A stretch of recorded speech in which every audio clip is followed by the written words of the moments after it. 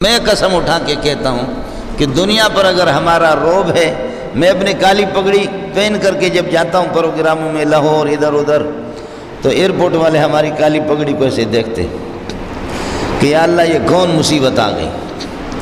اگر روب ہے تو وہ جی تبلیغی جماعت کی وجہ سے بھی نہیں ہے، مولانا فضل الرحمان کی وجہ سے بھی نہیں ہے، روب ہے کالی پگڑی کا تو طالبان کی وجہ سے۔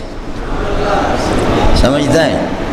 روب ہے اس کالی پگڑی کا تو طالبان کی وجہ سے۔ تو مان نہ مان میں تیرا مہمان، اے جی گلو۔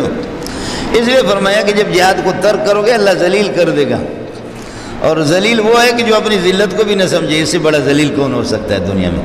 ذلیل ہو کر کے بھی اپنی ذلت کو نہیں سمجھے، پھر بھی اپنے آپ کو معزز سمجھتے ہیں۔ جیسے کہ عبداللہ بن ابی رئیس المنافقین، وہ کہتے ہیں ہمارے جیسے معزز ان ذلیلوں کو مدینے سے گھسیٹ کر کے نکالیں گے۔ لا یخرجن الاعز منها الاذل، عزت مند معزز لوگ استاپ پیلار استاپ دغا تا تکم زائن معزز راغلے دے، آپ کہاں سے معزز آگے؟ کتے کا بچہ۔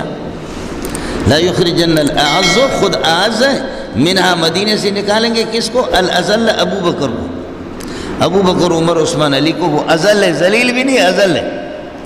ہمیشہ بغیرت کی پہچان یہی ہوتی ہے، ذلیل انسان اور خنزیر کی پہچان یہی ہوتی ہے۔ خنزیر بھی جانوروں کا اپنے آپ کو سردار سمجھتا ہے کہ میں بہت خوبصورت قسم کا ہوں۔